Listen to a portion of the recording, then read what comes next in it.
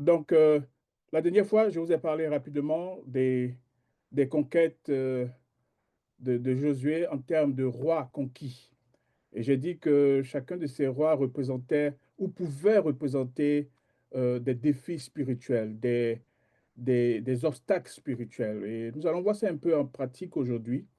Et j'espère que chacun va pouvoir identifier ce que représentent ces obstacles, que ce soit des villes géantes, que ce soit des forteresses puissantes, que ce soit des villes fortifiées, des centres d'apprentissage, des refuges de rois vaincus. Alors, à cause du temps, j'ai concentré ça un peu.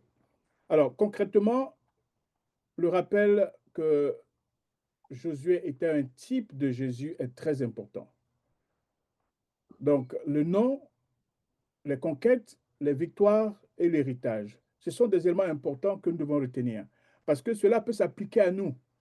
Si un être humain a été un type, et que tous les disciples de Jésus sont appelés aussi à être des types, ça veut dire que, quel que soit le nom que nous avons, malheureusement, dans certaines contrées du monde, certains noms sont des noms d'idolâtrie, des noms qui font allégeance à d'autres divinités. Il y a par exemple des noms qui sont des noms de fétiches, des noms d'idoles.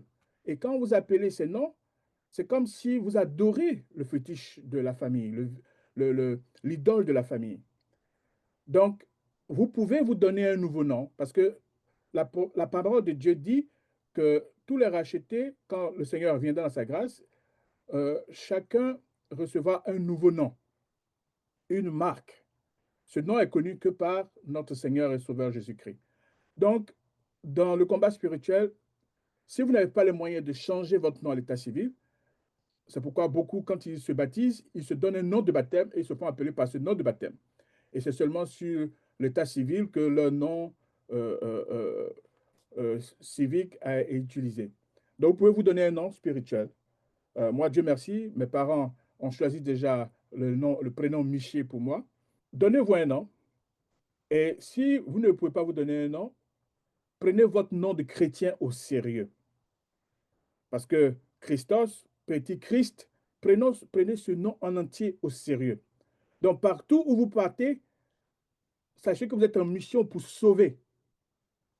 Parce que Christ veut dire loin et Jésus veut dire sauver. Donc, vous êtes en mission en tant que loin pour le salut. Quelqu'un qui a reçu un sceau divin pour apporter partout où il va la paix, pour apporter le bonheur, la joie. Vous ne devez pas être des agents de confusion.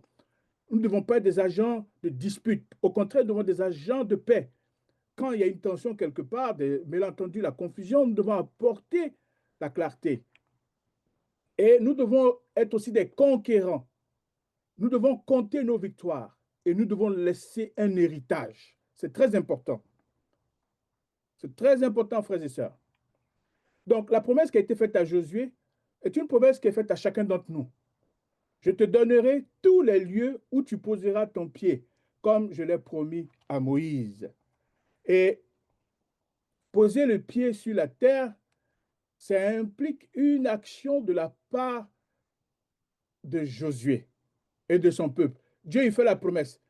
Hein, si vous avez suivi depuis là, je relance ce verset pour que ce verset-là crée un impact chez vous.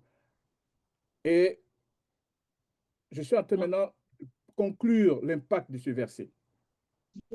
Comme Dieu l'a dit, comme,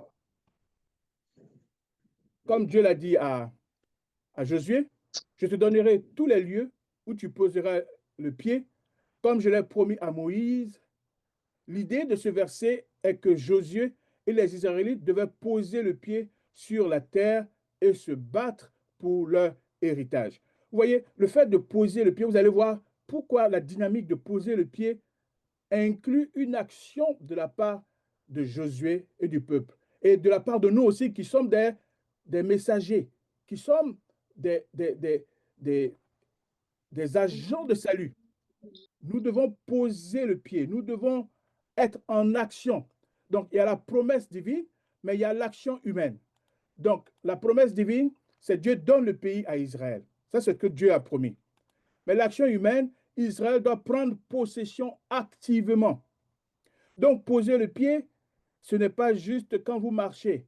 Si vous marchez dans n'importe quelle direction et que ce n'est pas dans le pays que Dieu a promis, rien ne sera votre possession. Donc, vous devez marcher dans le pays que Dieu a promis. Vous devez aller dans la direction de la promesse divine. Et pour que ces deux, la promesse et l'action, aient le résultat, il faut la foi. Intervenir et prendre ce que Dieu a donné. Nous allons voir ça un peu en détail. Quand Dieu fait la promesse à Moïse dans Deutéronome chapitre 1, verset 8, voyez, je vous ai donné ce pays. Il dit, entrez et prenez possession du pays que le Seigneur a juré de donner à vos pères, à Abraham, Isaac et Jacob, et à leurs descendants après eux. Il dit, entrez et prenez possession. Des verbes d'action. Entrez et prenez possession. Le Seigneur avait donné le pays à Israël, mais celui-ci devait jouer un rôle actif pour en prendre possession. Vous allez voir pourquoi ces verbes, je les ai soulignés. Les multiples campagnes rapportées dans le livre de Josué montrent qu'il y eut des combats. Mais ce n'est pas toutes ces batailles qui ont donné des territoires aux enfants d'Israël. Il y a eu des endroits où les Israélites ont été en échec. Donc, il y a l'action de promesse, mais il y a l'action de possession de la part de nous qui sommes aujourd'hui des petits Josué, des Christ, Yeshua. Bien que des Israélites aient pris possession de nombreuses parties du pays, ils n'ont jamais habité complètement tout le pays que Dieu avait promis à Abraham et à ses descendants.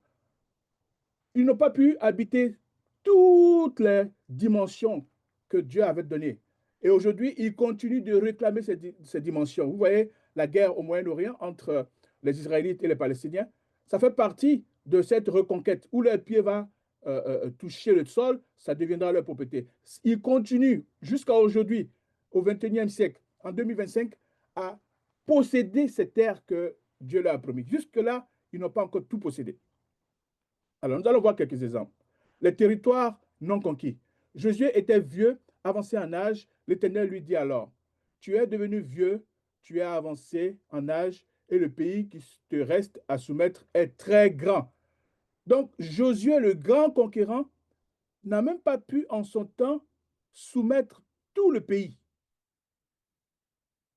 On aurait pu penser que Josué a accompli la tâche de la conquête du pays où coule le lait et le miel. Mais la Bible nous dit que même jusqu'à sa mort, Jésus n'avait pas pu tout conquérir, malgré sa bonne volonté. Il y a des implications à tout ce que la Bible a enregistré. Pour ceux qui sont fidèles sur la plateforme, je vous ai dit, les récits de la Bible ne sont pas juste des contes historiques, ce n'est pas juste des récits historiques. Il y a toujours une implication dans le combat spirituel entre Dieu et Satan.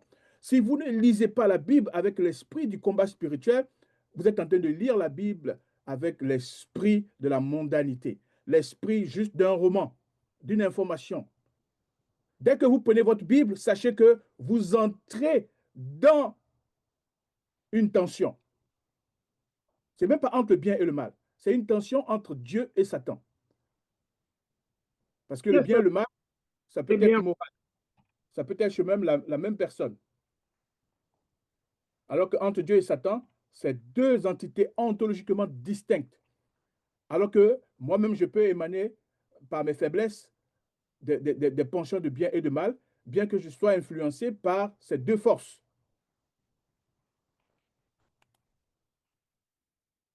À la fin du livre de Josué, les Israélites n'avaient pas encore conquis toutes les régions de leur héritage. Et c'est ce que beaucoup d'entre nous vivent. Pourquoi je suis en train de revenir sur cet enseignement de l'école sabbat? Parce que ça dépeint exactement la situation du combat spirituel dans la vie de beaucoup de chrétiens en général, et même de beaucoup de chrétiens adventistes. Le grand Josué, à qui Dieu a promis, le successeur de Moïse, et nous allons voir toutes les conquêtes qu'il a faites de façon résumée. On a déjà commencé, donc aujourd'hui, c'est le résumé et la conclusion. Il n'a pas pu conquérir tout. Il y a eu donc une cohabitation. Et nous allons voir ces cohabitations. Dans Juge chapitre 1, le verset 27 et 33, on nous fait la liste des territoires qui n'ont pas été conquis et ce que ça a impliqué spirituellement.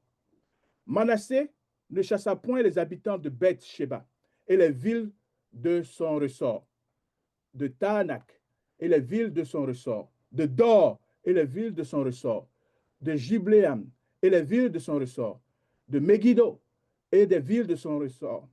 Et les Cananéens voulurent rester dans le pays.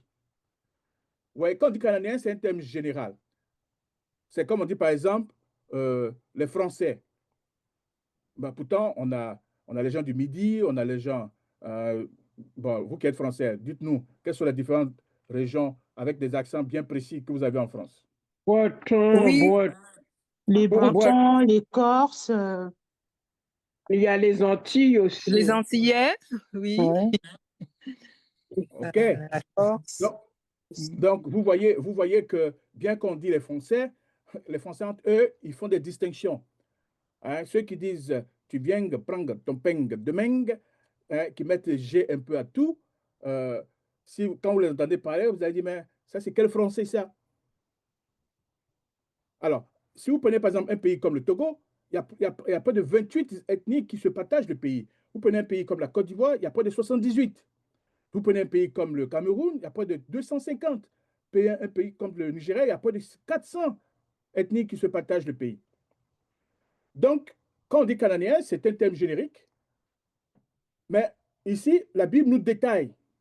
Donc, une des 12 tribus, Manassé, il n'a pas pu chasser tous les habitants de sa partie à conquérir. Et les Cananéens ont voulu rester dans ce pays. Lorsqu'Israël fut assez fort, il assujettit les Cananéens en un tribut, mais il ne les chassa point. Donc Israël a pu les assujettir, mais Israël n'a pas pu éradiquer les Cananéens du côté de Manassé. Verset 29. Éphraïm ne chassa point les Cananéens qui habitaient à Gézer. Et les Cananéens habitaient au milieu d'Éphraïm à Gézer. Ensuite, Zabulon ne chassa point les habitants de Kitron, ni les habitants de Nérahol, et les Cananéens habitaient au milieu de Zabulon, mais il fut assujetti en un tribut. Donc, ils n'ont pas pu les exterminer tous, mais ils sont restés avec leurs croyances, leur culture, même s'ils avaient pour maître des Israélites. Voilà une terre que Dieu a promise à son peuple. Je vous le donne. Une fois votre pied touche, vous le prenez. Mais nous avons vu, c'est entrer et prenez possession. Donc, le verbe prendre possession, ça implique beaucoup d'autres verbes dynamiques dans le seul processus de posséder. Si vous voulez posséder une voiture, quand vous achetez la voiture, ça ne suffit pas. Il faut changer le titre de la voiture, il faut vous mettre l'assurance à votre nom, etc., etc. Donc, il ne suffit pas seulement d'être dans la voiture, il faut que les documents aussi de la voiture soient transférés à votre nom. Et si vous n'aimez pas la couleur qui était là avant, vous changez la couleur de la voiture. Si vous n'aimez pas le tableau de bord qui était là, vous changez le tableau de bord. Si vous n'aimez pas le fauteuil et tout ça, le cuir à l'intérieur, vous changez tout ça. Verset 31. Aser ne chassa point les habitants d'Akko, ni les habitants de Sidon, ni ceux d'Aklal, d'Azid, de Elba, d'Apik et de Nehob. Aser, lui seul, a gardé près de 4 autres nations dans son sein. Et les Assyriens habitèrent au milieu des Cananéens, habitants du pays, car ils ne les chassèrent point. Il y a beaucoup de raisons à cet échec de tout exterminer et d'avoir certaines nations locales encore restantes, alors que Dieu avait dit de se débarrasser de ça à cause de ce qui va en résulter quand ils n'ont pas réussi cela. Nephtali ne chassa point les habitants de Beth Shemesh, ni les habitants de Beth Anath, et ils habitaient au milieu des Cananéens, habitants du pays, mais les habitants de Beth Shemesh et de Beth Anath furent assujettis à un tribut. La conséquence, c'est ceci. Comme les enfants d'Israël n'ont pas mis le pied dans toutes les régions de la terre promise, ils n'ont pas revendiqué leur héritage complet. Frères et sœurs, est-ce qu'il y a des territoires que Dieu t'a donnés? Parce que chaque portion de terre où ces nations étrangères qui ont été laissées vivantes, chaque portion de terre où ces gens circulaient, où ils vivaient, n'était pas encore Israël, parce qu'ils n'avaient pas la même croyance, ils n'avaient pas le même Dieu, ils n'avaient pas les mêmes pratiques religieuses. Mais pourtant, Dieu était avec son peuple, bien que des nations païennes soient présentes en son sein. Dieu était avec son peuple. La Bible ne nous dit pas que Dieu a refusé d'être présent parce que ces nations païennes étaient là. C'est Israël seulement qui n'avait pas toute sa bénédiction. C'est pourquoi nous disons que même si vous avez le Saint-Esprit, s'il y a eu des pratiques dans votre famille qui ont laissé encore des étrangers dans votre vie, qui ont laissé encore des nations païennes dans vos finances, dans votre mariage, dans votre santé, ça ne veut pas dire que le Saint-Esprit va vous quitter. Non, le Saint-Esprit ne vous quitte pas. Nous avons partagé Romains 8, verset 38-39. Nul ne nous séparera de l'amour de Dieu, même pas les tribulations, pas les démons. Mais c'est seulement que vous ne bénéficiez pas à 100% de votre bénédiction. Dites, Seigneur, je veux tout conquérir au nom de Jésus. Tous les territoires que tu m'as promis, je veux tout conquérir au nom de Jésus-Christ. Seigneur, je veux conquérir tous les territoires que tu m'as promis au nom de Jésus. Au nom de Jésus-Christ de Nazareth. Donc, certains pensent qu'une fois Dieu vous a donné quelque chose, vous avez pris, c'est fini, l'ennemi n'a plus sa part dedans. Ce n'est pas vrai, frères et sœurs. La Bible est suffisamment explicite. C'est parce qu'on lit avec des préjugés. Mais quand Dieu a donné l'opportunité que cette leçon soit étudiée, j'ai dit, voilà, pendant que le fer est chaud, il faut taper, il faut le battre pour lui donner une forme. Continuons notre analyse. Les tribus qui n'ont pas été conquises, ça c'est un résumé. Manassé n'a pas chassé les habitants de Beth-Sheha, de Tamak, d'Or, de Gibléan et de Médigo. Si je vous donne ce que chaque nation représentait, vous serez surpris. Vous serez surpris. Alors, Éphraïm n'a pas chassé les Cananéens de Gézer. Zabulon n'a pas chassé les habitants de Kitron et de Naolo. Chaque nation ici a une particularité. On va rentrer un peu en détail tout à l'heure, vous allez voir. Je ne pourrais pas tout citer, mais je vais vous donner une idée. Certains disent, oui, si tu es vraiment chrétien, tu ne peux pas avoir telle faiblesse dans ta vie, tu ne peux pas être possédé. C'est une lecture tellement néo-cartésienne de la Bible. C'est une lecture non seulement qui n'est pas scripturaire, mais c'est une lecture influencée par des concepts païens, du rationalisme, où il fallait supprimer Dieu de la conception scientifique. Et la Bible a suffisamment enregistré depuis le ciel comment Dieu lui-même a partagé le même territoire avec Satan, Lucifer qui est devenu Satan. Comment les enfants d'Israël, même dans le jardin d'Éden, comment Adam et Ève, parfaits, ont partagé le même territoire avec le serpent qui a été envoûté, possédé pour devenir Satan. Comment Jésus, dans le jardin d'Éden, a partagé le même espace avec Satan. Il faut une action. Les Israélites, quand on dit posséder, c'est-à-dire il n'y a pas quelqu'un d'autre qui a ça dans ses mains. Donc, ils devaient entrer, posséder le territoire, et ils devaient être les seuls avec la même religion. pour plusieurs raisons, toutes ces tribus n'ont pas été conquises. Et ces tribus ont cohabité avec les enfants d'Israël. Ça n'a pas empêché que Dieu les a considérés comme son peuple élu. Il était présent parmi eux. Il va les conduire jusqu'à différents tabernacles.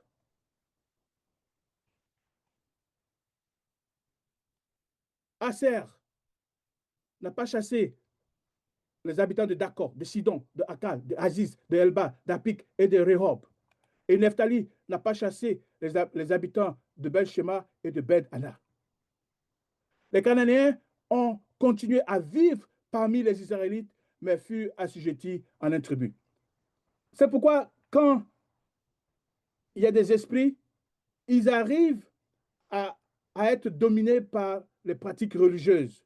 Vous allez à l'église, vous chantez les cantiques, ces esprits sont dans votre vie, mais ils sont assujettis. Il va falloir quelqu'un qui a une loupe spirituelle, un microscope, pour voir que, attention, il y a des étrangers parmi vous. Ou bien qui va voir que, mon frère, tu es engagé dans l'église, le Saint-Esprit t'utilise, mais il y a des nations païennes qui sont encore dans ta vie. Ça ne fait pas de toi un moins que chrétien. Soit tu n'as pas réussi à les chasser, soit tu n'as pas compris le danger qu'ils représentaient. Et ça veut dire beaucoup d'autres implications, mais ça ne veut pas dire que tu n'as pas le Saint-Esprit. Si c'est juste un mot que tu donnes à Dieu, que tu sois même le pire des pécheurs, Dieu vient te chercher là où tu es. Dites Amen. Amen. Le brigand sur la croix, Amen. le brigand sur la croix, il a dit simplement, souviens-toi de moi.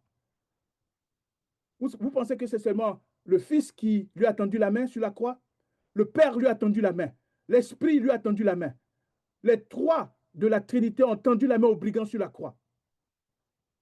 Marie Magdala, dans le péché, mais son cœur criait. Avec ses 7 démons, elle voulait être délivrée. Elle savait qu'il y avait un Dieu qui pouvait la délivrer. Vous pensez qu'il n'y avait que le Fils qui était là pour dire, moi aussi, je ne te condamne pas? Le Père était présent, l'Esprit était présent, le possédé de Gadagara, 5000 démons dans Marc chapitre 5. Et nous, les adventistes, nous sommes les mieux placés parce que l'Esprit de prophétie donne des détails qui ne sont même pas dans la Bible. Dans Jésus-Christ, l'Esprit de prophétie dit que quand il a vu Jésus, il a vu en lui quelqu'un qui pouvait le sauver. Comment il a su ça? Il y a des gens qui passent, qui savent que le message que vous dites là, ça peut les sauver. Mais ils n'ont pas la force pour venir vous le dire. Et dès que vous avez une élévation vers le Créateur vous tend la main. Il se tient à la porte, il frappe. Si vous ouvrez, ouvrir, ce n'est pas arrêter de fumer, ce n'est pas arrêter de se masturber, ce n'est pas arrêter de mentir. Ouvrir, c'est dire, Seigneur, j'ai besoin de ton salut. Dès que vous le dites, même si ce n'est pas en parole, le Saint-Esprit descend, le Père descend, le Fils sont là au nom de Jésus-Christ. Amen. Amen. Amen. Amen. Maintenant, il faut qu'on vous donne la force pour éliminer ces nations étrangères parmi vous. Il faut que vous ayez la force, et c'est ce que nous allons voir rapidement. En raison de l'incapacité des Israélites à occuper les lieux que Dieu leur avait donnés, les Cananéens ont continué à vivre parmi les Israélites et les ont influencés négativement vers l'idolâtrie. Dieu les avait déjà avertis de ce problème auparavant lorsqu'il avait dit, mais si vous ne chassez pas devant vous les habitants du pays, ceux d'entre eux que vous laisserez seront comme des épines dans vos yeux et des aiguillons dans vos côtés. Ils seront vos ennemis dans le pays où vous allez vous établir. Dieu parle à son peuple. Et Dieu savait que toutes les nations païennes n'allaient pas être toutes chassées. Mais il parle à son peuple, qu'il a choisi, avec qui il est. Et vous pensez que Dieu va quitter son peuple parce qu'ils ne vont pas réussir à chasser des nations païennes? Non, il va seulement utiliser ça comme on appelle des leçons pratiques, des cas pratiques pour nous aujourd'hui.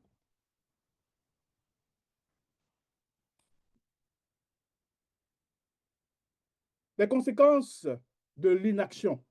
C'est pourquoi à Didasco et dans le combat spirituel, on vous invite à l'action. Dites Amen, je veux agir. Je veux agir au nom de Jésus-Christ. Amen. Je veux agir au nom de Agir Jésus. au nom de Amen. Jésus-Christ. Il y a des gens, leurs pieds sont levés, leurs pieds sont debout, mais il faut poser ce pied. Il faut le poser et pas le poser sur la plante ou bien sur le talon. Il faut le poser en entier. Et quand le pied est bien posé, on est en position de défense et d'attaque.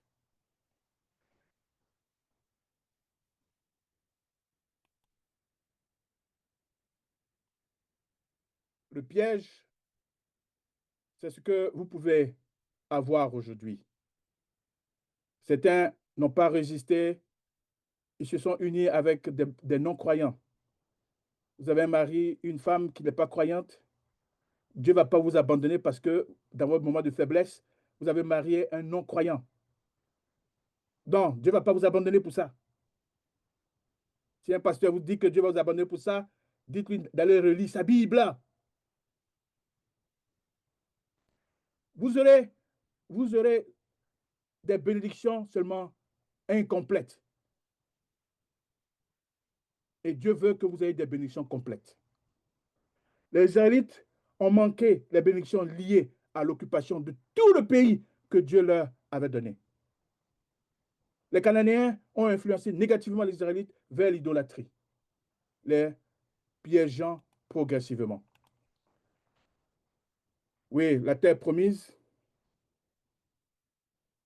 c'était entre un don divin et une conquête humaine. Et nous allons voir maintenant les stratégies qui ont été utilisées et comment les appliquer pour nous aujourd'hui. Vous, je vous ai donné ce pays. Entrez et prenez possession du pays que le Seigneur a juré de vous donner. Le Seigneur avait déjà accordé le pays à Israël par alliance avec Abraham, Isaac et Jacob. Pourtant, cette promesse divine exigeait une réponse active du peuple. Dites, Seigneur, je veux avoir cette réponse active. Qu'est-ce que je dois faire? La possession de la terre promise nécessitait plus qu'une déclaration céleste. Elle requérait la foi manifeste par l'action. Ce paradoxe entre le don souverain de Dieu et la responsabilité humaine traverse toute l'histoire de la conquête de Canaan. Le rôle actif d'Israël dans la conquête: recevoir la promesse, exercer la foi, agir en obéissance et combattre avec courage et prendre possession. Ça, c'est un résumé. Alors, pour les Hétiens, par exemple, les Hétiens, c'est le premier peuple que Dieu demande à Josué de conquérir. Les Hétiens, dans la Bible, sont liés aux plus grands empires du Proche-Orient. L'empire hittite, centré en Anatolie, actuellement la Turquie, avec sa capitale à Hattusa. Cet empire rivalisait avec l'Égypte et Babylone. Donc, les Hittiens, c'étaient les maîtres de la métallurgie et du fer. Ils étaient les innovateurs dans la guerre de chars. C'est eux qui étaient les premiers à créer les chars. Avant, les gens se battaient seulement avec les chevaux. Et ils ont créé des chars de fer pour aller en bataille. Ils avaient un système administratif sophistiqué. Ils avaient un réseau diplomatique étendu. Et Abraham négocie avec les fils de Heth, qui sont les descendants des Hittiens, pour acheter la grotte de Mekida, montrant leur présence établie dans le sud de Canaan. Josué mentionne tout le pays des Hittiens. La Bible dit, ou bien Dieu dit à Josué, tu dois occuper tout le pays des Hittiens. Frères et sœurs, ces gens ont la diplomatie.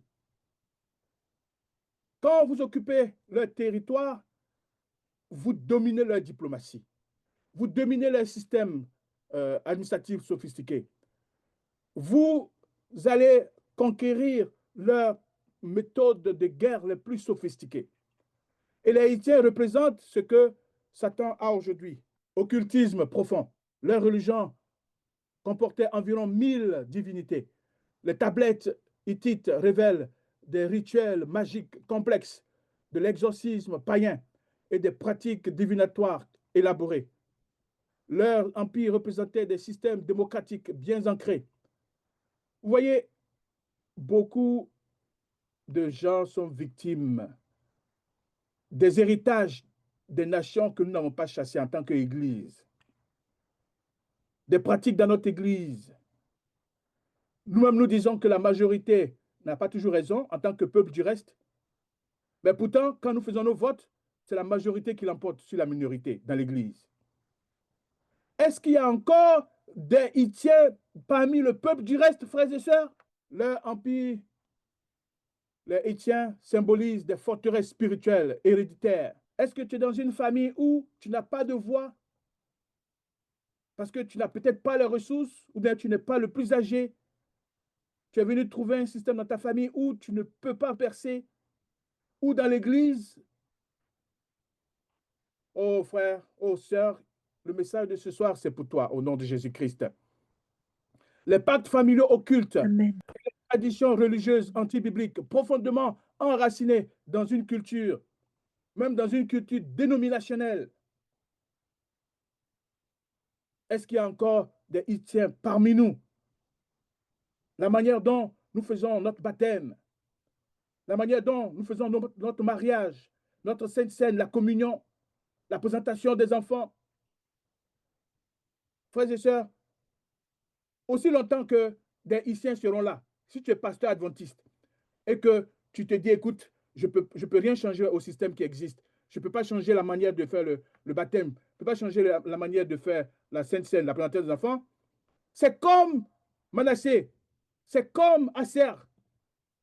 Tu as conquis le terrain, mais tu n'as pas pu chasser tout. Il faut un courage. Vous pensez que c'était de façon complaisante que ces tribus ont laissé? Vous aussi, vous êtes dans la même situation. Nous sommes dans la même situation. Et Dieu ne va pas nous quitter parce que nous sommes dans une église qui a un système que nous ne pouvons pas changer. Seulement, on n'aura pas toute la bénédiction en entier.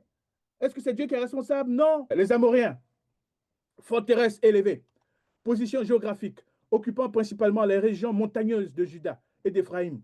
Les Amoréens contrôlaient les hauteurs stratégiques du pays. Peuple guerrier et organisé, les Amoréens étaient réputés pour leurs forces militaires. Og et Shijon, roi amorien, symbolise cette puissance intimidante. Beaucoup d'entre nous sommes intimidés. Nous pouvons être intimidés par les croyances dans notre village. Nous pouvons être intimidés par la situation financière de notre pays, la situation politique de notre pays. Et dans leur pratique religieuse, leur religion incluait le culte de Baal et d'Astaté, la prostitution sacrée et les sacrifices d'enfants dans les lieux élevés. Spirituellement, les Amoréens représentent l'orgueil. Est-ce que tu as conquis l'orgueil, les pensées qui s'élèvent contre la connaissance de Dieu? Aujourd'hui, on pense que parce que quelqu'un a un doctorat, donc Dieu parle à travers lui. Vous pensez que forcément Dieu parle à travers Pasteur Badé? Non, Dieu parle à travers sa parole. Si vous ne lisez pas la parole de Dieu, vous ne pourrez pas faire la synthèse avec ce qu'un pasteur dit. Amen. Beaucoup d'intellectuels ont induit notre Église en erreur, simplement parce que les gens n'ont pas pris la peine de lire leur Bible. On accuse les autres églises de ne pas suffisamment lire, mais nous faisons pareil. Il y a des Amoréens parmi nous. Ils sont en altitude, ils sont en hauteur. Quand ils parlent, tout le monde s'exécute. Moi, j'ai dit non à des présidents de division. J'ai dit non à des présidents d'union. J'ai dit non à mes responsables aux États-Unis. Mais il y a des fois où j'ai fait le compromis, où j'ai gardé aussi des Amoréens dans ma sphère que Dieu voulait que je lui dédie, je lui consacre totalement. Oui, le temps ne nous permettra pas de parler de tout ce qu'il représentait. Les Phéniciens, village ouvert, vient probablement, le terme phénicien vient probablement de Pérasie, village ouvert ou paysan, contrairement aux villes fortifiées. Leur établissement était non protégé. La population était rurale, petite communauté agricole, dispersée dans les campagnes de Juda. Mais ils avaient des pratiques occultes, une rébellion populaire. Et spirituellement, ça veut dire quoi? Les Phéniciens représentent les compromis subtils. Non, ce n'est pas grave. Tu es avec lui, ce n'est pas grave. Il va se convertir après. Tu n'as pas donné ta dîme, ce n'est pas grave. les petits renards, comme on les appelle, qui ravagent les vignes? Est-ce qu'il y a des compromis subtils? Est-ce qu'il y a des Phénésiens, des Phérésiens parmi le territoire que Dieu t'a dit d'occuper, de posséder? Est-ce qu'il y a des Phérésiens? S'il y a des Phérésiens, leur influence spirituelle pénètre sans résistance apparente. Sans résistance apparente. Faites des recherches sur la manière dont nous faisons le mariage aujourd'hui. Ce n'est pas biblique, frères et sœurs. La manière dont nous faisons le mariage aujourd'hui, les engagements que nous faisons, ce n'est pas biblique. C'est calqué sur des pratiques mondaines. On a essayé d'adapter ça dans l'Église. Mais qui sera courageux pour dire non, je ne vais pas marier mes membres de la manière dont on fait? Quel pasteur sera courageux pour le dire et pour le faire? Il y a des pharisiens parmi nous, frères et sœurs. Les Éviens, la séduction spirituelle. Les Éviens de Gabaon ont trompé Josué par une ruse élaborée, se déguisant en voyageurs venus de loin. Leur stratégie diplomatique a piégé Israël dans une alliance non consacrée. Ils utilisent le déguisement, vêtements usés, pain moisi, outre déchirées, une mise en scène soignée. Certains sont déjà en train de voir dans ma direction ce que ça représente pour nous aujourd'hui. Ils sont dans la pratique du mensonge, une histoire crédible qui exploite le désir d'Israël d'obéir à Dieu partiellement. Partiellement. Toutes ces années, on a fait des campagnes d'évangélisation sans faire la délivrance, sans faire la guérison. On dit non, on a notre ministère de santé, on a le département de santé. Frères et sœurs, ça c'est du événisme où vous avez totalement le territoire qui est conquis. Si vous avez des territoires non conquis, vous aurez une bénédiction incomplète. Est-ce que dans la structure de votre culte familial, il y a des moments où vous dites, oh, écoutez, on va juste faire une prière debout. Moi, ça m'arrive aussi souvent. On va juste faire une prière superficielle. Ça m'arrive aussi souvent. Pourquoi le message, c'est pour vous et pour moi? Frères et sœurs, les Éviens symbolisent les fausses doctrines, la séduction religieuse et l'ennemi qui se présente comme un ange de lumière. Nous devons faire attention aux fausses doctrines, aux séductions religieuses et à l'ennemi qui se présente comme un ange de lumière. Ça veut dire que ça sera parmi nous. Ne cherchez pas loin, ne cherchez pas le Vatican, ne cherchez pas les églises charismatiques, ne cherchez pas de parler en langue. Ça sera comment on utilise l'esprit de prophétie. Ça sera comment on procède à la formation des candidats au mariage. Ça sera comment on camoufle la formation des anciens, des pasteurs, des diacres. Ce sera à l'intérieur, frères et sœurs. On nomme des diacres, on nomme des anciens sans les former. Ils ne sont même pas au courant des doctrines qui existent. Ils se basent sur les pratiques traditionnelles qu'ils ont connues dans l'Église, sans avoir vérifié eux-mêmes. Les Jébusiens, le bastion de l'ennemi. Les Jébusiens contrôlaient Jérusalem, qui était une forteresse appelée Jébus. Et les Jébusiens se moquaient même de David, déclarant que les aveugles et les boiteux suffiraient pour défendre la ville. Leur arrogance reflétait leur confiance dans l'imprégnabilité de leur position. Ce n'est pas sous le règne de David que Jérusalem fut enfin conquise. Hein? Ce n'est que sous le règne de David que Jérusalem fut enfin conquise.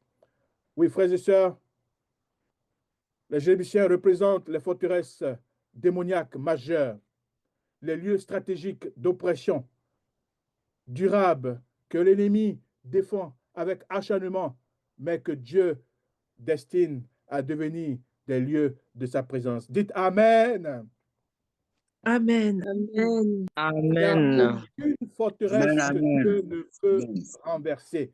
Dieu veut renverser des villes fortifiées. Tout ce que Satan, par habitude, même dogmatique, ecclésiale, a développé, mais qui représentent ces chasses gardées, Dieu veut les renverser. Les Amoréens, les Éviens, pardon, les Cananéens, les Égyptiens, les Phéniciens, les Hétiens, ces 7 nations étaient tous dans une muraille fortifiée. Et c'est par le silence que la muraille a été détruite. Frères et sœurs, commençons par rester silencieux et à plus pratiquer l'obéissance. Dieu leur a dit, marchez pendant 7 jours, pendant 6 jours, et le 7e jour, vous allez crier. Ils ont obéi. Dieu ne leur a pas dit ce qui va se passer exactement. Il a dit simplement, faites le tour. Chaque fois, vous allez et vous revenez. Cette nation puissante se moquait parce que de là-haut, ils pouvaient voir les hommes, les enfants, les adultes qui marchaient autour et qui ne faisaient rien et qui retournaient. Ils se moquaient d'eux. Laissez les gens se moquer de vous. Laissez les gens minimiser votre puissance. Rira bien qui rira le dernier. Quelle était la stratégie militaire de Josué? L'étude des campagnes militaires de Josué révèle une vérité profonde. Dieu ne répète jamais exactement la même stratégie. Chaque bataille exige une approche unique, adaptée aux circonstances spécifiques et guidée par la direction divine. Frères et sœurs, ne vous attendez pas à ce que votre cheminement soit comme votre frère qui est devant, que votre mariage, que votre délivrance, que votre guérison soit exactement comme ça se passe. La première stratégie, le miracle de Jéricho. Le fait que vous soyez là où vous êtes, à écouter ces enseignements, à avoir ces vérités, vous êtes transmises, c'est une preuve que vous êtes sur la bonne voie pour un miracle. Dites Amen. Vous êtes sur la, dites, je suis sur la bonne voie pour un miracle. Je suis sur la bonne voie pour un miracle. Amen. Amen. La bataille de Jéricho enseigne que la victoire appartient à Dieu. La victoire appartient à Dieu. L'obéissance, l'adoration et la foi précèdent la manifestation de la puissance divine. Arrêtez de parler de votre église. Que des gens vous demandent, mais mon frère, quelle église tu fréquentes? J'entends des gens qui disent, nous les adventistes, nous les adventistes. Pourtant, ils ne représentent même pas les adventistes. Dès que vous dites nous les adventistes, vous ne représentez pas les adventistes. Parce que nous sommes adventistes du 7e jour. Est-ce que vous ajoutez nous les adventistes du 7e jour? Non. La plupart du temps, ils disent nous les adventistes. Parce qu'il y a plus de 12 dénominations adventistes. Et en fait, les adventistes, c'est tous les chrétiens, parce qu'adventiste veut dire seulement qui attend le retour de Jésus. Donc, quand vous dites tous les adventistes, vous parlez au nom de tous les chrétiens. Et il y a pas de 2 milliards de chrétiens. Alors, si vous ajoutez nous les adventistes du 7e jour, et là encore, vous ne représentez pas. Parce que ceux qui représentent l'Église du 7e jour, c'est la conférence générale et c'est les documents officiels que vous n'avez même pas lus. Est-ce que vous avez lu les 28 croyances fondamentales de la première page à la dernière page? Est-ce que vous avez lu le manuel d'église de la première page à la dernière page? Donc, arrêtez de parler de cette église que vous ne connaissez même pas. Vivez votre foi chrétienne. Et les gens vous demandent, mais mon frère, où tu vas à l'église? Et vous allez dire, oh, je vais dans la petite église adventiste du 7e jour de tel quartier. Amen. Amen. Amen. L'obéissance, l'adoration et la foi précèdent la manifestation de la puissance de Dieu, la puissance divine. Certaines forteresses tombent non par la force, mais par la présence de Dieu. Amen. Cherchons la présence de Dieu d'abord Amen. et non à appartenir à un club. Cette église a été suscitée par Dieu. Et c'est Dieu qui envoie dans cette église. Ce n'est pas nos campagnes d'évaluation qui envoient dans cette église. Ce n'est pas comment on appelle ça? Oh, quand tu ne fais pas le baptême, tu fais quoi là? La profession de foi qui envoie dans cette église. C'est pourquoi nous avons beaucoup d'apostasie. Parce que les gens n'ont jamais été envoyés par Dieu. Et ceux qui sont envoyés par Dieu, même s'ils ne sont pas dans cette église, ils sont toujours dans cette église. Ce n'est pas la présence physique qui détermine. Parce que nous, on est pressés de faire la comptabilité. Mais Jésus dit, il y a encore des brebis qui ne sont pas dans la bergerie. La deuxième stratégie, la stratégie unique. Jésus utilise l'embuscade d'Aïe une seule fois dans tout le livre. Cette tactique sophistiquée ne sera jamais répétée, démontrant que Dieu adapte sa stratégie à chaque situation. Placement d'une embuscade derrière la ville, feinte et retour pour attirer l'ennemi, signal du javelot levé par Josué, attaque coordonnée par l'embuscade, encerclement et anéantissement. Mais c'est ce qui est spirituel là qui nous intéresse. Le principe spirituel ici, c'est que Josué a montré une fausse faiblesse. Et Satan va toujours utiliser vos moments de faiblesse. Quand Josué a dit, oh, je vais avec la première colonne, et quand ils vont sortir, nous, on va fuir. Et comme ils nous ont vu déjà fuir, ils vont penser qu'on a peur. Donc, ils vont courir après nous. Donc, Satan va toujours profiter de vos moments de faiblesse. Mais pour Josué, c'était une fausse faiblesse. C'était une fausse faiblesse. C'était une embuscade. Mais l'ennemi n'étant pas omniscient, il peut penser que pendant que vous êtes en train de pleurer, comme Anne, à cause de votre enfantement, vous êtes en position de faiblesse. Ou bien pendant que vous êtes en train de pleurer parce que jusque-là, vous n'avez pas encore eu votre délivrance, vous êtes en position de faiblesse. Dites Satan, je pleure, mais je ne suis pas en position de faiblesse au nom de Jésus-Christ. Satan, je pleure, mais je ne suis pas en mais je ne position suis pas en position de faiblesse au nom de de Jésus-Christ. Oui, nous pouvons reculer, mais notre recul n'est pas une faiblesse. Parce que celui qui est avec nous, il ne recule jamais. Nous avons nos limites, parce que nous sommes dans la chair, nos désobéissances peuvent nous faire reculer. Mais celui-là qui ne recule pas, même quand nous sommes désobéissants, il est toujours de notre côté. Amen. La troisième stratégie. On est là. La troisième stratégie, l'erreur de Gabaon. Les Gabonites se déguisent en voyageurs de terre lointains avec des vêtements usés, etc. L'échec du discernement. Josué ne consulte pas l'Éternel avant de conclure l'alliance. L'erreur critique qui ouvre la porte au compromis et les conséquences durables. L'alliance faite dans la confusion devient un piège pour les générations futures, limitant la liberté d'Israël. Et la leçon spirituelle majeure, Satan utilise la ruse plus que la force. Beaucoup de malédictions et de liens occultes sont contactés par ignorance. C'est vrai ou c'est faux? Vrai. C'est vrai. C'est vrai. Beaucoup de nos frères et sœurs sont en train de souffrir à cause de liens contactés par des générations derrière. Et ils créent cette tromperie par des fausses doctrines, comme les Phénésiens. Non, une fois que tu es en Christ, tu es une nouvelle créature. Les choses anciennes sont passées. Et quand on dit ça, on ne va pas combattre les liens qui sont là. Alors que non, une fois en Christ, tout n'est pas passé, non. Il faut reconquérir les territoires qui sont encore occupés au nom de Jésus-Christ. Amen. Il faut reconquérir. Donc, il va créer de fausses doctrines et c'est des leaders qui vont passer devant pour dire non, mon frère, si tu es vraiment chrétien, tu ne dois pas avoir ce problème dans ta vie. Non, une fois que tu as reçu la bénédiction de Dieu, c'est fini, tu n'as pas à t'inquiéter. Non, ce n'est pas vrai. Tu peux avoir conquéri un terrain, tu as conquis le sabbat, alléluia, tu as conquis la réforme alimentaire, alléluia, mais si tu n'as pas encore conquis les liens familiaux, tu dois le conquérir. Sinon, ça sera des Phénésiens, des Jébusiens, des Hittiens dans ta zone que Dieu te donne. Amen. Beaucoup de malédictions et de liens occultes sont contactés par ignorance. Il est essentiel de toujours consulter le Seigneur avant tout engagement, alliance ou décision importante. Quatrième stratégie, l'attaque surprise de Gabaon. Alors, je n'ai pas le temps pour parler de tout ça. Cinquième stratégie, l'intervention divine à Adjalan. Pour conclure, parce que le temps a beaucoup passé, je vais conclure. Dans la cinquième stratégie, Dieu montre que, quelles que soient les erreurs de ses enfants, il est là avec eux. Amen. Il est là avec eux. L'Éternel combattra pour Israël. Dieu envoie des pierres de grêle qui tuent plus d'un ennemi que l'épée d'Israël. La nature elle-même combat pour le peuple de Dieu. Alléluia, frères et sœurs.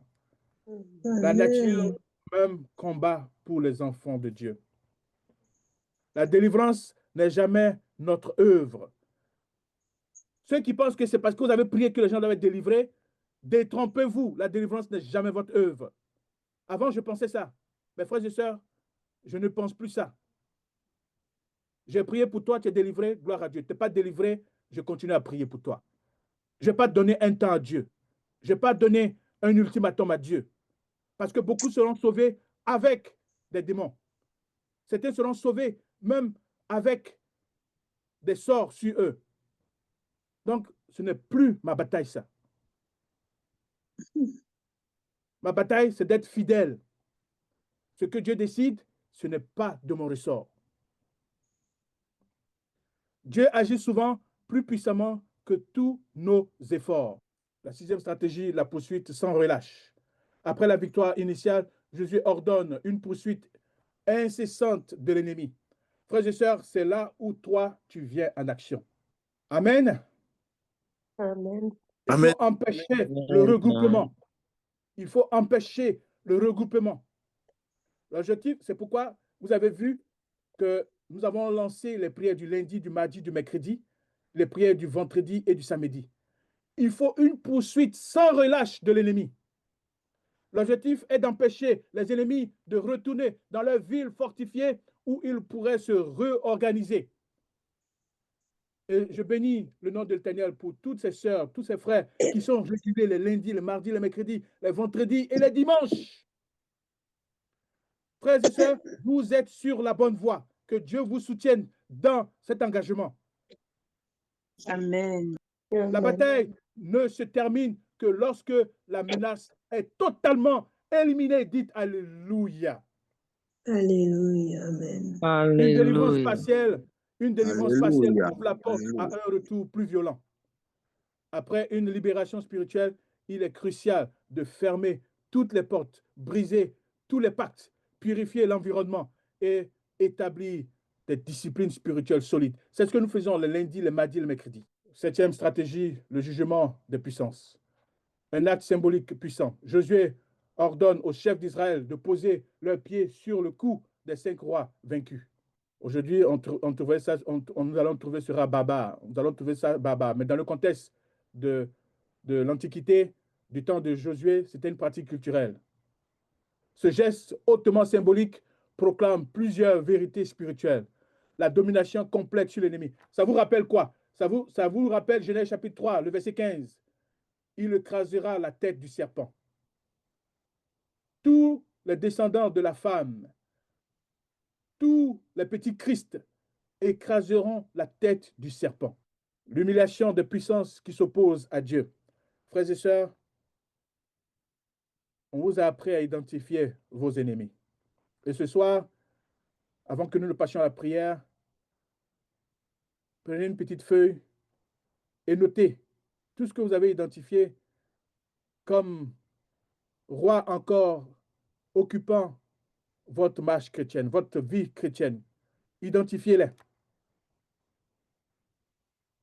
C'est eux qui auront la honte et non vous, au nom de Jésus-Christ. La victoire finale appartient au peuple de Dieu. Les autorités spirituelles ennemies sont brisées.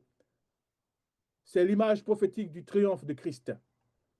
Le peuple doit voir que l'ennemi est vaincu. Sinon, la peur persiste. Dans la délivrance spirituelle, il faut déclarer l'autorité de Christ et couper l'autorité des esprits oppresseurs.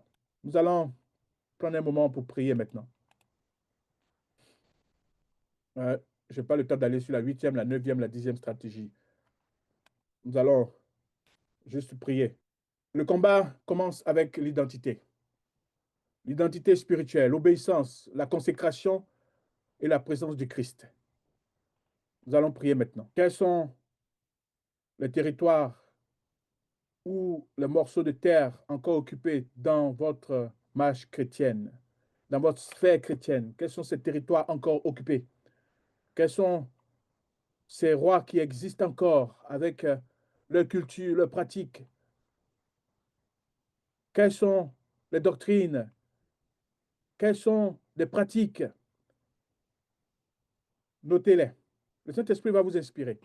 Et si vous n'inspirez pas tout ce soir, il va le faire plus tard. Vous allez dire, Seigneur, je pose mon pied. Je pose mon pied. Le Au Seigneur, nom de Jésus. Seigneur, je pose mon pied. Je pose mon pied sur le territoire ennemi. Faites la liste des territoires d'abord. Faites la liste des territoires. Et nous allons prier maintenant. Pour voir la beauté de ces territoires, nous allons demander à 4 personnes de prier. Commençons par le corps. Il y a des parties de notre corps qui sont encore sous emprise d'habitants à être chassés. Que nous posions le pied sur ces parties encore sous influence des parties encore malades, que ce soit le système nerveux, ceux qui ont des maladies mentales, que ce soit le système digestif, système respiratoire, reproducteur. Donc, quelqu'un pour prier sur un système. Ensuite, les œuvres de notre main, notre travail. Quelqu'un pour prier sur ce qui existe encore. Certains ne sont pas en train d'aller dans la direction que Dieu voudrait qu'ils aillent. Que ce soit le choix de l'emploi, que ce soit les investissements, ils ne sont pas encore allés. Ils doivent poser les pieds sur l'investissement. Poser les pieds sur le travail que Dieu voudrait qu'ils fassent pour qu'ils soient épanouis. Et certains, peut-être que ça devait venir premièrement, c'est leur engagement spirituel. Comment ils lisent la Bible. Comment ils croient en certains enseignements pentecôtistes. Même certains enseignements au sein de l'Église adventiste. Que Dieu purifie toutes ces doctrines étrangères qui ne cautionnent pas, mais qui circulent parmi nous. Et le dernier, c'est comment jusque-là, on n'a pas de témoignage. Nous devons avoir notre histoire, notre témoignage. Et nous devons demander à Dieu de libérer notre témoignage. Si notre témoignage a été pris en otage, que Dieu libère notre témoignage au nom de Jésus-Christ. Donc, 4 personnes pour prier, je vais terminer rapidement. Nous prions. Éternel, notre Dieu et notre Père, merci pour le privilège que tu nous donnes d'écouter ces enseignements. Nous l'avons déjà confessé. Nous sommes encore sur la bonne voie. Parce que nous sommes ici et nous avons écouté ta parole. Cela voudrait dire que nous sommes sur la bonne voie. Nous recevons ta promesse et sur ta parole, alors que tu es le rémunérateur de notre foi, sur ta parole et par notre foi, nous posons nos pieds sur les systèmes qui sont atteints par la maladie. Je te confie nos systèmes, que ce soit le système respiratoire, le système circulaire, digestif, musculaire, lymphatique, endocrinien, immunitaire, tegumentaire, squelettique. Nous posons nos pieds sur tous ces systèmes. Et comme tu l'as dit dans Genèse 3, le verset 15, nous, tes enfants de la postérité, nous écrasons les têtes de tous ces maux sur ces systèmes. Alors que tu confirmes les paroles de tes serviteurs, nous ordonnons au nom de Jésus-Christ que nous soyons libérés de ces maux, que tes enfants soient libérés de ces maux. Accorde la guérison à tes enfants. Libère tes enfants. Que l'ennemi lâche prise au nom de Jésus-Christ de Nazareth. Car c'est à toi qu'appartiennent le règne, la puissance et la gloire. Que ton règne s'établisse dans tous ces systèmes et détruis tout autre règne qui ne confesse pas ton nom et que tu t'établisses, Seigneur, dans tous ces systèmes. Que ta puissance se manifeste maintenant au sein de ces systèmes. Fais-le et que toute la gloire te revienne maintenant. Au nom de Jésus-Christ de Nazareth. Amen. Amen. Amen. Amen. Amen. Amen. Je vais prier. Amen. Seigneur, notre Dieu, notre roi, notre créateur, tu es le véritable. Tu es le véritable. Et tu dis dans ta parole qu'il n'y a rien de secret qui ne doive être connu. Il n'y a rien de caché qui ne doive être découvert. Nous venons, Seigneur, de découvrir toutes les stratégies que Satan utilise aujourd'hui. Malgré que nous confessons notre foi en Jésus-Christ, il a des stratégies par lesquelles il demeure avec nous encore, qui fait que nous n'avons pas encore eu le discernement pour pouvoir chasser et posséder tous nos territoires. Dieu vivant, merci infiniment, Seigneur, de ce que, Seigneur, tu nous as donné, cette lumière. Tu nous as donné, Seigneur, cette grande lumière et qui nous incite encore, Seigneur, mon Dieu, oui, à redoubler d'efforts pour posséder tout territoire que tu nous as promis. Saint d'Israël, le fort d'Israël, le juste d'Israël, le puissant de Jacob, toi dont le règne est éternel. Père, ce soir, je me rappelle bien, lorsque, Seigneur, en 2023, nous étions à Benjerville. Seigneur, après avoir prié un soir, tu m'as révélé que l'un de mes champs DVA, mon voisin direct avait attaché un chien. Et ce jour, j'ai compris pourquoi ce champ n'a pas évolué. Voilà un territoire que je n'ai pas encore conquis. Éternel des armées, ce soir, si tu es avec moi, si tu es avec moi, je te prie, Seigneur, de marcher devant moi. De marcher devant moi. Et quand tu marchais devant Israël, Seigneur Jésus, tu procurais la terreur au niveau des peuples ennemis. Et je prie ce soir que ta présence, Seigneur, dans ma vie, ta présence dans ma vie inspire la terreur et que tout esprit des alliances antérieures de nos parents, de mes parents qui espèrent contrôler ma vie, Seigneur, ce soir, que la terreur les atteigne et qu'il libère mon territoire, qu'il libère le territoire de mon frère, de ma soeur. Oh Dieu des cieux tout-puissants, je réalise aussi, Seigneur, que les Héviens, Seigneur mon Dieu, je sens leur présence. Je sens la présence, Seigneur, des Héviens.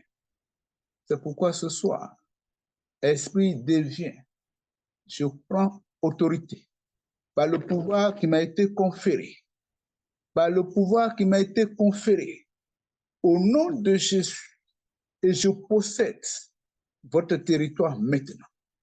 Je possède votre territoire maintenant.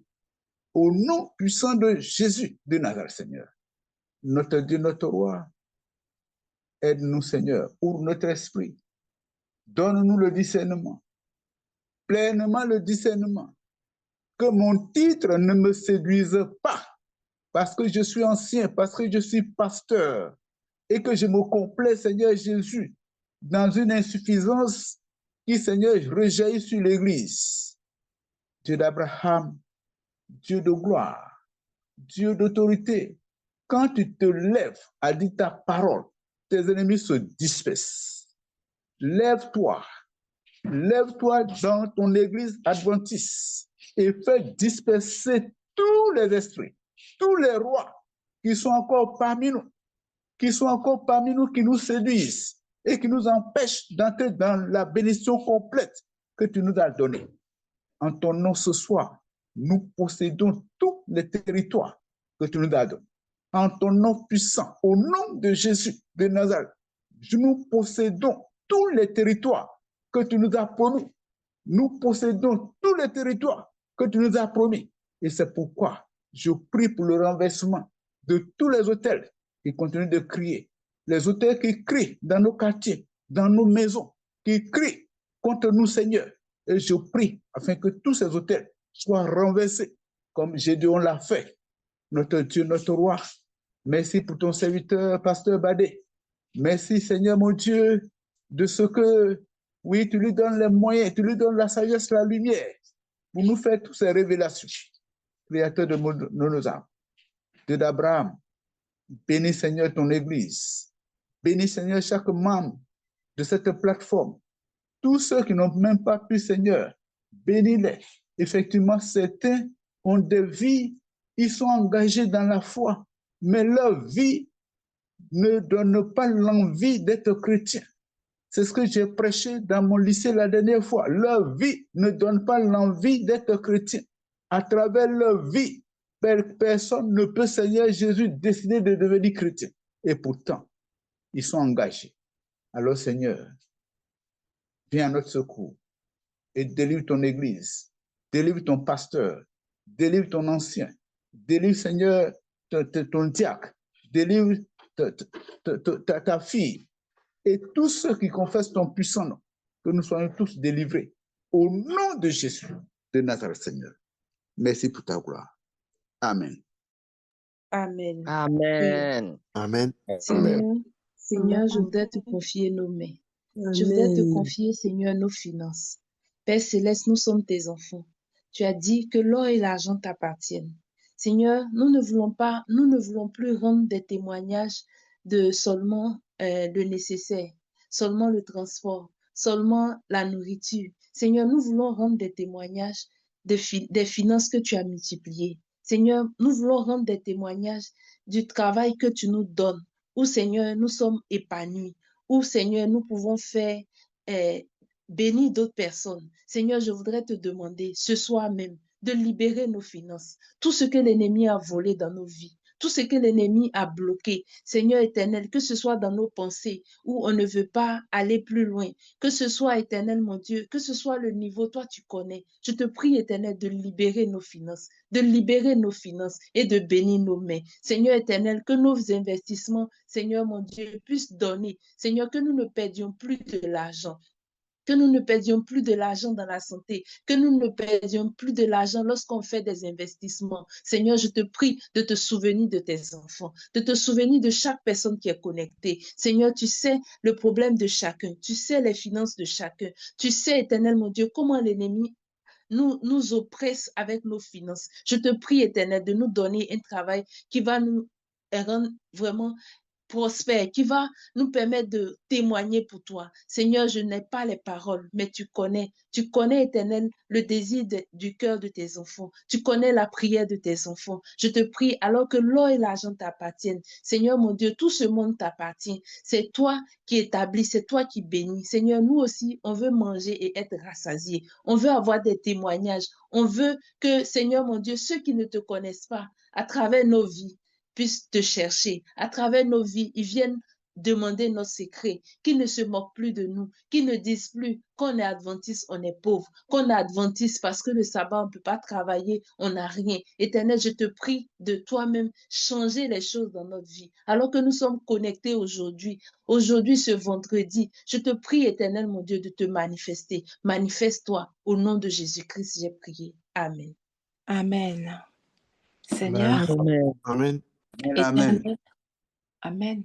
Éternel, Dieu 3 fois saint, c'est une joie extraordinaire de me trouver ce soir avec mes frères et sœurs. Merci de nous avoir appelés, Seigneur, par ton invitation à pouvoir nous humilier devant ton trône de grâce et reconnaître que toi seul, tu es Dieu et que, Seigneur, tu as un plan que tu as établi depuis bien avant la fondation du monde sur chacune de nos vies. Merci Seigneur pour le plan qui doit s'accomplir. Nous prions pour que tu puisses, Seigneur, graver ta parole dans nos cœurs et que nous puissions, Seigneur, être des témoins vivants, puissants, agissant au nom de Jésus-Christ. Seigneur, attendu que tu as effacé l'acte dont les ordonnances nous condamnaient et qui subsistait contre nous, que tu l'as détruit à la croix, Seigneur, que tu as dépouillé les dominations, les autorités, et que tu les as livrées en spectacle, Seigneur, en triomphant d'elles par la croix. Nous demandons, Seigneur, à ce que cette victoire soit totale en nous, que les forteresses tombent au nom de Jésus-Christ, que l'œuvre que tu nous appelles à accomplir pour toi, il ne s'agit pas d'un travail, Seigneur. Nous sommes chrétiens, nous représentons Christ, le roi des rois. Nous sommes appelés à accomplir plus qu'un travail, Seigneur, mais une œuvre, une mission pour le salut des âmes, le ministère de la réconciliation, que l'ennemi soit abattu, que ton nom soit élevé et que, Seigneur, pour les temps qui arrivent, nous puissions, Seigneur, apaiser, apporter du pain là où il y en a besoin, apporter des moyens là où il y en a besoin, que nous puissions vraiment, Seigneur, avoir les mains déliées. Seigneur, bénis les œuvres de nos mains. Comme tu l'as dit à Josué, Seigneur, que tout ce que nous entreprenons réussisse au nom de Jésus. Tu as dit à Josué, fortifie-toi et prends courage, ne t'effraie point, ne t'épouvante point, car l'Éternel, ton Dieu, est avec toi dans tout ce que tu entreprendras. Seigneur, que cette parole, Seigneur, produise un effet dans nos cœurs et que l'esprit de peur, l'esprit de panique, l'esprit d'attentisme, de procrastination, de paresse, de limitation, Seigneur, soit détruit maintenant dans le nom de Jésus. Tu as une direction pour chacun d'entre nous, chacun de nos enfants, chacun des membres de notre famille, chacun des frères et sœurs dans notre Église. Alors, Seigneur, que l'esprit de mensonge tombe, parce que ta parole nous dit que nous n'avons de puissance que dans la vérité. Ta parole nous dit que la lettre tue, mais l'esprit vivifie. Ta parole nous dit que nous serons réellement libres si le Fils nous libère. Alors, Seigneur, donne-nous la connaissance de Jésus, la révélation de Jésus, Seigneur. Nous sommes concitoyens du ciel. Nous sommes des ambassadeurs sur terre. Est-ce qu'un ambassadeur marche la tête baissée? Les fers que nous avons à nos pieds, Seigneur, les fers que nous avons à nos mains, au nom de Jésus-Christ, qu'ils tombent au nom de Jésus-Christ. Fais ce miracle pour que le témoignage soit vivant. Seigneur, libère le témoignage, libère nos langues. Il y reste peu de temps, Seigneur, et ton œuvre va s'accomplir. Il y a tellement de choses qui se passent autour de nous. Seigneur, nous voulons voir ta gloire. Tu as dit, si tu crois, tu verras la gloire de Dieu. Alors augmente notre foi, Seigneur. Que notre foi grandisse, que nous nous humilions et que tu grandisses en nous, Seigneur. Prends toute la place afin d'agir, que nous soyons simplement un vase d'honneur, Seigneur, entre tes mains, un canal, Seigneur, entre tes mains. Au nom de Jésus et pour ta gloire. Merci, Papa. Alléluia. Amen. Amen. Amen. Amen. Amen, amen. Seigneur, Amen, nous te amen. remercions pour le territoire que nous avons conquis Amen. dans nos vies. Nous te remercions pour la connaissance sur le livre de Daniel, sur le livre de l'Apocalypse. Mais nous nous dressons contre toute hérésie que l'ennemi a aussi semée, alors que nous nous glorifions d'avoir ces connaissances. C'est pourquoi nous mettons le pied sur les hérésies, sur le livre de Daniel et de l'Apocalypse. Au nom de Jésus-Christ, que ces hérésies soient exposées et chassées loin de nos doctrines au nom de Jésus-Christ. Seigneur, nous te remercions pour la vérité du sabbat, du samedi comme jour de repos. Mais nous prenons autorité en ton nom contre les hérésies, contre les pratiques de Jébusciens, de Hétites, de Phrénésiens, qui se sont glissés dans notre observation du sabbat. Que nous puissions les identifier et les chasser pour posséder totalement le territoire du sabbat dans notre adoration au nom de Jésus-Christ de Nazareth. Nous prenons autorité en ton nom contre notre ecclésiologie, notre forme de prière pastorale, de prière d'ouverture.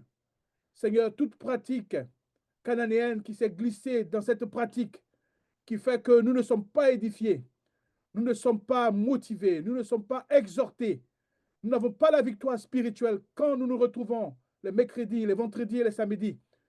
Nous mettons le pied sur ces pratiques et que nous puissions les identifier et les chasser loin de notre ecclésiologie au nom de Jésus-Christ. Aide-nous à copier tes prières, à copier ton adoration, ta Christophanie, ta théophanie, et même notre épiphanie doit être à ton modèle. Nous te prions, alors que beaucoup d'entre nous nous contentons d'être le milieu, et c'était même d'être les avant-derniers. Aide-nous à être la tête, Seigneur, et non la queue.